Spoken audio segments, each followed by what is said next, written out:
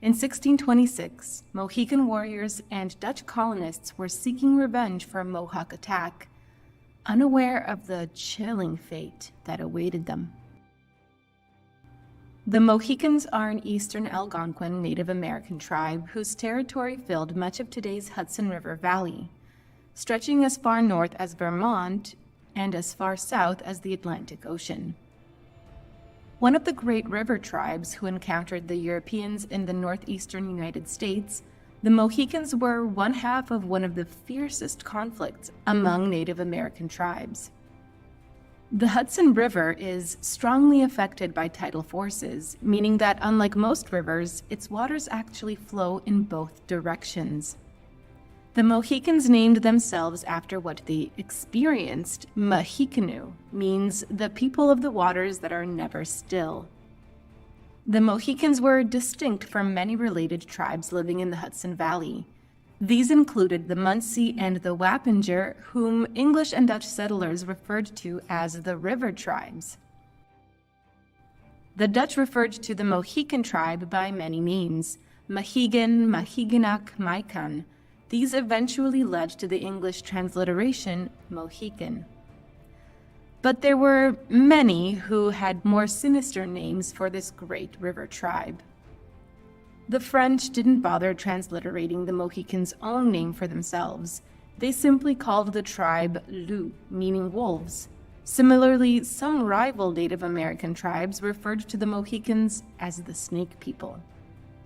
The Mohicans traditionally spoke their own dialect of the Algonquin language, which connected them to other Algonquin tribes like the Lenape, the Munsee, and the Abenaki. Mohican villages followed a sachem or chief whose title was hereditary. The sachem, in turn, took advice from a council of clan elders. Unlike Western cultures, Mohican society was matrilineal, meaning that property and inheritance were passed down through the mother's bloodline. When matters that pertained to the whole tribe needed discussing, a council of the Mohican sachems would be called at the Esquitoc. Through most of the year, the Mohicans were dispersed through the upper Hudson Valley. Each individual community would largely consist of a single matrilineal lineage, though some mixing would occur.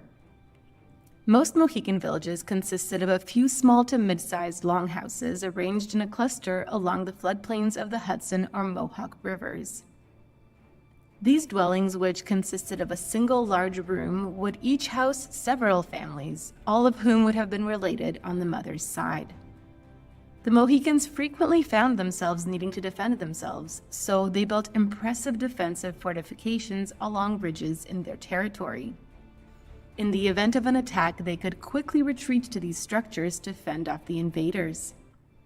The Mohicans cultivated vast fields of corn outside of their villages, but they enjoyed a wide variety of crops. Mohican farmers, predominantly women, also grew squash, beans, sunflowers, and more crops from the Eastern agricultural complex. Though they harvested a wide variety of domesticated foods, the Mohicans still supplemented their diets with a variety of foods foraged off the land they lived on. These included nuts, fruits, berries, and roots. Mohican men traditionally provided meat, both through hunting and fishing. Local game included turkey, deer, elk, bear, and moose, while sturgeon, bass, alewives, eels, and lamprey were common catches. During the years of European contact and conflict, the Mohican Confederacy consisted of several distinct tribes and as many as 40 villages spread across the Hudson Valley. The Mohican tribe that lived along the western Hudson near the Catskill Creek called themselves the Wawiyaktanuk, or people of the Curving Channel, lived in what is today Dutchess and Columbia counties in upstate New York. A powerful tribe in their own right, they spread across several villages and had their own capital. Weston Hook, or on the other side of the mountains, was the capital of another Mohican tribe that lived along the Housatonic River in Connecticut and Massachusetts. Early European sources wrote that the matrilineal Mohican society was also divided into 4 clans, dubbed the bear, the turkey, the turtle, and the wolf. Being a member of a given clan determined what role you played in the tribe. Members of different clans filled different roles in Mohican society. For instance, the Wolf clan served as warriors, which was something the Mohicans definitely needed. Because the Mohicans faced constant threat from one of the most terrifying tribes in the Hudson Valley along their northern border. The Hudson River has long been a confluence of different cultures. Though the Mohicans and many of the tribes in the region were Algonquin, the Mohawk, whose territory stretched from Lake Ontario across New York, represented the easternmost members of the Iroquois Confederacy. This meant violence between the tribes was frequent. Early Jesuit missionaries who interacted with both the Mohican and Mohawk heard stories of a war between the two rival tribes in the years leading up to European colonization. And it was only going to get worse once the newcomers got involved. Henry Hudson first encountered the Mohicans in 1609. He was immediately attracted to the furs their hunters gathered. He traded for furs, which then caused such a stir back in Europe that soon the Hudson Valley was flooded with Dutch merchants looking to get in on the action. The Mohicans had, unfortunately, made a deal with the devil. Dutch merchants were desperate for Native American furs, and the many tribes in the region were more than happy to trade their furs for things like metal goods that only the Europeans could provide. Soon, the Mohicans were in frequent contact with Dutch fur traders, and it came at a terrible cost. The Europeans brought new diseases that the Mohicans and the other tribes had no resistance to whatsoever. Epidemics began to decimate their numbers, but that was only one way that the fur trade harmed the Mohicans in the long run. The Mohawks were a problem for the Mohicans before, but the fur trade was going to make it so much worse. The metal goods provided by the Europeans were a complete cultural shift for all the tribes in the Hudson Valley. For the Mohicans and the Mohawk, this led to fierce and often violent competition. It got so bad, even the Dutch tried to step in. By 1614, the Dutch were ready to set up a permanent trading post on Castle Island, not far from the Mohican capital. But before they could do that, they knew they had to do something about the fighting between the Mohawks and the Mohicans. The Europeans brokered a truce and founded Fort Nassau, but it wouldn't last long.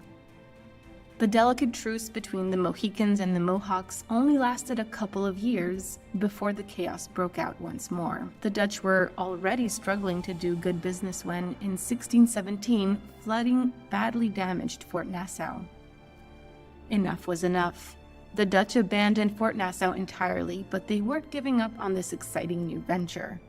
They'd be back eventually, but the rivalry between the Mohicans and the Mohawks was going to get a lot worse before it got any better. The Dutch didn't manage to build a successful colony in the region until 1624, when 18 Dutch families founded Fort Orange on the mainland overlooking Castle Island. Of course, their arrival would spell the Mohicans' eventual doom, but in the moment, it provided an opportunity, and they took it. The Mohicans soon began inviting Algonquin tribes from further north down to their territory to trade with the Dutch at Fort Orange. Their proximity to the Europeans and their goods meant that the Mohicans' cultural status grew. They began to exert influence on other tribes in the region, and the Mohawk did not like that one bit. The Mohawk saw the increased influence of the Mohicans as a threat, and they didn't want to wait around to see what happens next. They struck first, attacking Mohican territory and pushing them onto their heels. But the Mohicans knew how to fight back. The Mohawk had been encroaching further and further east for years, and after the latest attacks, the Mohicans decided to put a stop to it. They attacked and razed the easternmost Mohawk fortification, but their problems were far from over. After the Mohican counterattack, the Mohawk resettled on lands south of the Mohawk River, within spitting distance of Fort Orange. What started as a mere Dutch trading post was suddenly becoming a war zone. The fighting between the Mohawk and the Mohicans was so constant that soon many Dutch settlers began abandoning Fort Orange for the much more peaceful settlement of New Amsterdam near the river's mouth. While some of the Dutch ran away, others decided to get involved.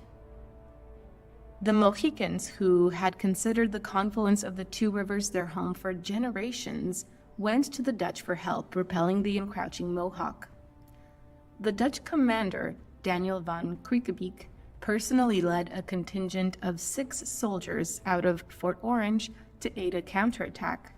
They didn't realize they were all walking into a trap. A Mohican fighting force left Fort Orange along with van Kriekebeke and his men, but everything went so wrong so fast. They were set upon by the Mohawk about a mile outside the fort, and the aftermath was horrific.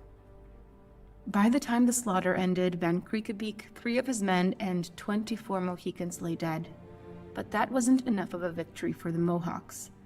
Before leaving the battlefield, several Mohawk warriors removed body parts from some of the people they had slain. As if that wasn't bad enough, they had an even more gruesome purpose. Those body parts were bound for a Mohawk warrior's stomach. As a show of supremacy and humiliation, members of the Mohawk tribe would ritually eat the flesh of the people they had slain. The conflicts that arose from the introduction of the European fur trade are called the Beaver Wars. Fought between the Iroquois and the Algonquins, the Hurons and the French, they lasted nearly a century, though the Iroquois eventually proved themselves the victors. Throughout the Beaver Wars, the Mohicans kept finding themselves on the losing side against the vicious Mohawk. By 1629, the Mohawk had claimed the territory along the western bank of the Hudson that had long been Mohican land. Faced with constant attack from the Mohawk, most Mohicans began to migrate east, away from their homeland and into western Massachusetts and Connecticut. The Mohawks didn't just want to take the Mohicans' land. They also barred any Algonquin speakers from trading with the Dutch, but the Mohicans found a way to soldier on. A large contingent of Mohicans settled in Stockbridge, Massachusetts, where the Europeans began referring to them as the Stockbridge Indians. A chief of this tribe, Etowoquam, eventually traveled across the Atlantic to meet Queen Anne of Great Britain, but the voyage must have been humiliating. Etowoquam was just one of 4 Native American chiefs who met Queen Anne. The other 3 were from, you guessed it, his tribe's mortal enemy, the Mohawk. Even worse, the group was collectively referred to as the 4 Mohawk Kings, erasing Etowoquam's Mohican heritage from English history books. The Mohicans in Stockbridge began allowing Protestant missionaries to live among them, including world-famous preacher and philosopher Jonathan Edwards. By the 18th century, some Mohicans converted to Christianity, though they integrated many of their own traditions into their new faith. The Stockbridge Mohicans maintained a close relationship with the European settlers, fighting alongside the British in the French and Indian War, then siding with the colonists during the American Revolution. The Moravian Church is a denomination of Protestantism that dates back to even before the days of Martin Luther. Moravian missionaries established ties with the Stockbridge Mohicans. Sadly, the Mohicans were facing difficult times once again, and they were seeking guidance. The Stockbridge Mohicans had long suffered from disease and conflict. The Moravian missionary Henry Rausch's message reached many of their ranks, and the first Mohican Moravian chapel was built in 1742. The members of the Moravian mission fought for their new Mohican followers as their fellow Europeans continually encroached on Mohican land and exposed them to vices like alcohol. But European influence couldn't be stopped. When the colonists came for the Stockbridge Mohicans' land, the Moravian missionaries advocated for them fiercely, and they paid for it. When the European colonists inevitably took over the Mohicans' land, they also expelled the Moravian missionaries from New York in retaliation. The Moravian Church remains alive today, largely through the many missions it established during the Age of Colonization.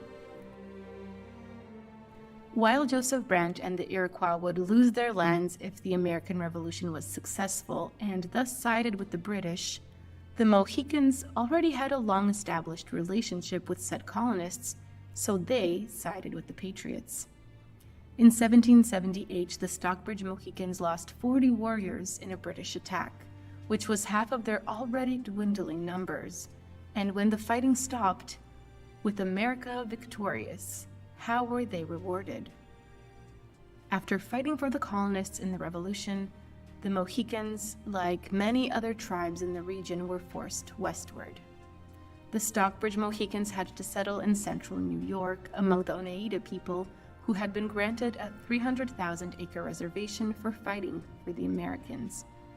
The Mohicans at New Stockbridge tried to maintain and grow their culture, but the growth of the United States forced them to move on once more, and this time it was a much longer trip. In the early 19th century, most Stockbridge Mohicans were resettled in Shawanoe County, Wisconsin, under the U.S.'s policy of Indian removal. The Munsee tribe of the Lenape, another Algonquin-speaking group, joined together with the Mohicans in Wisconsin, forming the Stockbridge-Munsee community that persists in Wisconsin to this day. The Mohicans are quite literally the people of the Hudson River, and after nearly 2 centuries in Wisconsin, Mohican leaders have begun filing land claims against New York, and they have seen some success. In 2011, the Stockbridge-Munsee Community Band of the Mohican Indians reclaimed their ownership of 156 acres of land along the Hudson River in Rensselaer County, New York, near the site of their former capital. Part of the land that the Mohicans reclaimed was Papscony Island, an important ceremonial site before a Dutch merchant purchased it in 1637. The Mohicans were immortalized in literature with James Fenimore Cooper's novel, The Last of the Mohicans.